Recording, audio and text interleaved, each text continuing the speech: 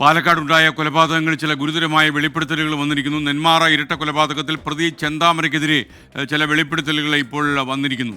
ചെന്താമര ഭാര്യയെ വെട്ടിക്കൊലപ്പെടുത്താൻ ശ്രമിച്ചിരുന്നെന്നും ഇതേ തുടർന്നാണ് ഭാര്യ ഇയാളോട് പിണങ്ങി വീട്ടിൽ പോയി നിന്നതെന്നും ബന്ധു പരമേശ്വരൻ 24 പറഞ്ഞു. ഇന്നലെ കൊല്ലപ്പെട്ട സുധാകരൻ്റെ ഭാര്യ സജിതയെ ചെന്താമര കൊലപ്പെടുത്തിയത് അന്ധവിശ്വാസത്തിൻ്റെ പേരിൽ മാത്രമെന്നും പരമേശ്വരൻ. ജോത്സ്യനെ ആദ്യം പോയി കണ്ടു, ഇന്നമാതിരി നിറയെ മുടിയുള്ള ഒരാളാണ് ചെയ്ത് പറഞ്ഞിട്ടാണ് ഈ കുട്ടിനെ വൈരാഗ്യം വന്നത്. ഏത് പിന്നെ ഇവള് ഫോണ് വിളിക്കുന്നു, ചെറുക്കിനു, ഇവള് പുറപ്പെട്ടു പോകണു, ഇങ്ങനെയുള്ളൊരു സംശയം ഇതായി.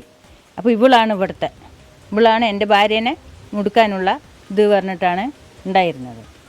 അങ്ങനെ ഒരു വൈരാഗ്യത്തിലാണ് ചെയ്തത്.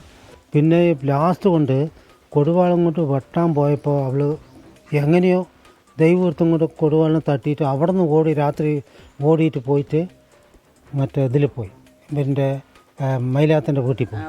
അയൽക്കൂട്ടമാണ്. അതിൻ്റെ ഉള്ളിൽ പോയപ്പോൾ അവൾ രക്ഷപ്പെട്ടു. മാങ്ങളിനെ വരാൻ പറ്റും അവിടെ നിന്ന് വണ്ടി കയറ്റി വിട്ട് പിറ്റേ ദിവസം അങ്ങനെ പോയതല്ലാണ്ട് പിന്നെ വന്നിട്ടില്ല.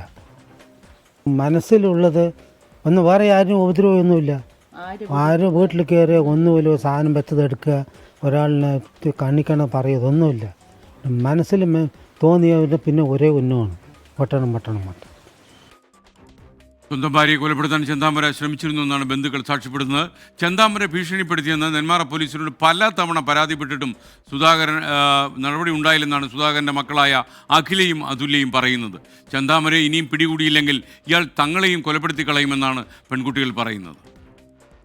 2 കൊല്ലം കൂടുമ്പോൾ പോലീസുകാർ മാറുന്നതുകൊണ്ട് അവർക്കും ഒന്നും അറിയില്ല പറഞ്ഞു. ഞാൻ എന്നിട്ട് അവിടെ പോയിട്ട് എല്ലാ കാര്യങ്ങളും എല്ലാം ഓരോന്ന് പറഞ്ഞു കൊടുത്തതാണ്. എന്നിട്ട് അവർ രാവിലെ 2 പോലീസുകാർ, ഞങ്ങൾ പോയി കഴിഞ്ഞിട്ട് കുറേ കഴിഞ്ഞിട്ട് 2 പോലീസുകാർ വന്നിട്ട് അയാളിനെ സ്റ്റേഷനിലേക്ക് വരാൻ പറഞ്ഞു. അത്രേ അറിയുള്ളൂ. അത് കഴിഞ്ഞിട്ട് അയാൾ തിരിച്ച് അതേപോലെ തന്നെ വന്നു. ഒരു നടപടി അവരുടെ ഭാഗത്ത് നിന്ന് സ്വീകരിച്ചിട്ടില്ല. പേടിച്ചിട്ടാണ് അവിടെ നിന്ന് മാറിയത്. അതെ. ഇല്ലെങ്കിൽ ഞാൻ അച്ഛൻ എപ്പോൾ വരുമ്പോഴും ഞാൻ അച്ഛൻ്റെ കൂടെ പോണതാണ്. ഇന്നലെ ഈ ഞായറാഴ്ച പോയിട്ടില്ല. ഞാനും പോയതാണെങ്കിൽ ഇത് തന്നെയല്ല എൻ്റെ അവസ്ഥ.